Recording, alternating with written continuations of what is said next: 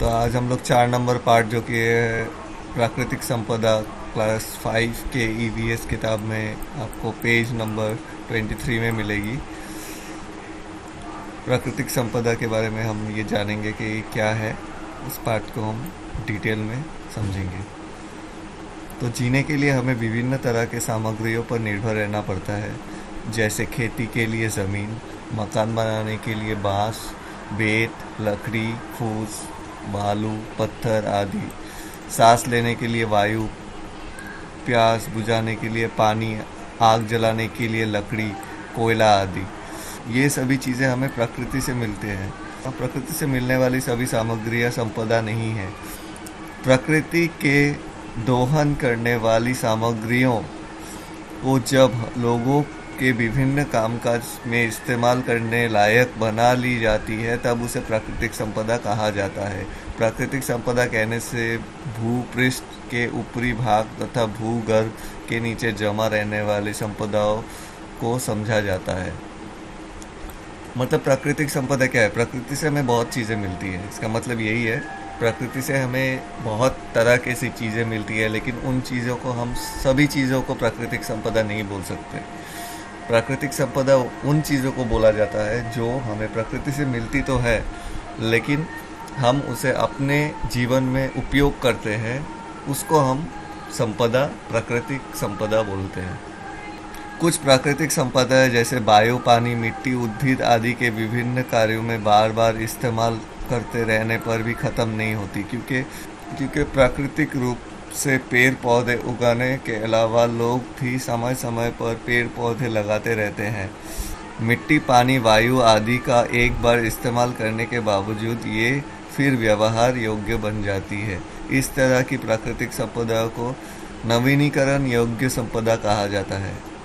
अच्छा, तो प्राकृतिक संपदाओं के कुछ भेद है, कुछ टाइप्स है, उसको हम पहले समझेंगे। तो कुछ टाइप्स है जो कि हम यूज़ करने से भी वो ख़त्म नहीं होती, और कुछ ऐसे संपदाएं हैं जिनको यूज़ करने पर वो ख़त्म होती है या फिर बार बार इस्तेमाल करने पर कम हो जाती है।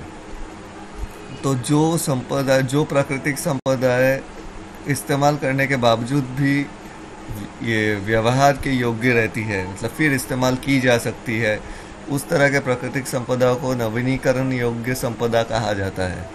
दूसरी ओर कुछ प्राकृतिक संपदाओं का एक बार दोहन करते हुए इस्तेमाल करने के बाद इन संपदाओं के फिर उत्पन्न होने में काफ़ी समय की ज़रूरत पड़ती है, जैसे खनिज पदार्थ, कोयला, खनिज तेल आदि। भूगर्भ में जमा रहने वाली इन प्राकृतिक संपदाएं फिर से उत्पन्न होने में कई मिलियन वर्ष लगते हैं। ये सभी अनवीनीकरण योग्य संपदा है। अधिक इस्तेमाल किए जाने से संपदाएं समाप्त हो सकती है। अनवीनीकरण योग्य होने के कारण इनका इस्तेमाल हमें सोच समझकर करना चाहिए। तो दूसरी जो टाइप की जो संपदा है वो है अनवीनीकरण, जो नवीनीकरण के ऑपोजिट होता है। ऑपोजिट बोलने से हम कैसे समझेंगे? कुछ संपदाएं जैसे कि तेल होती है, खनिज पदार्थ होती है, तो ये सब क्या है? ये कोयला तो तेल होता है, पेट्रोल होता है, डीजल होती है, खनिज पदार्थ होती है, कोयला होता है। ये सब अनवीनीकरण योग्य संपदा है। ये संपदाएं क्या है? अब जितने यूज़ करोगे वो ख़त्म होगी, एंड आप भूगर्भ से निकालोगे एंड वो ख़त्म होती जाएगी यूज़ करने पर। जितना आप यूज़ करोगे उतनी ख़त्म होगी, और उसको फिर से बनने में करोड़ों मिलियंस ये वर्ष लगेंगे, बहुत टाइम लगेगा उसको बनने में।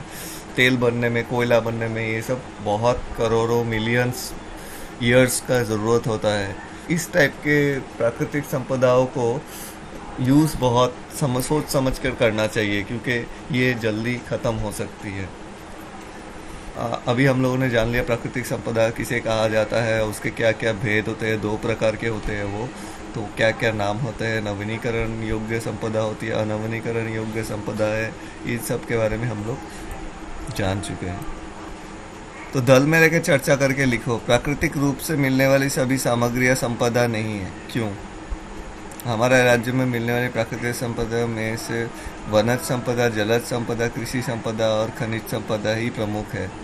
इस क्वेश्चन का आंसर आप लोग लिख के मुझे दिखाओगे, फिर मैं उसके बाद वन संपदा यहाँ से स्टार्ट करूँगा। ठीक है?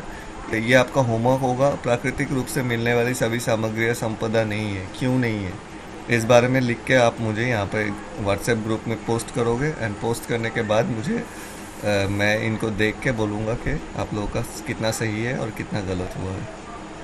आज के लिए इतना ही। धन्यवाद।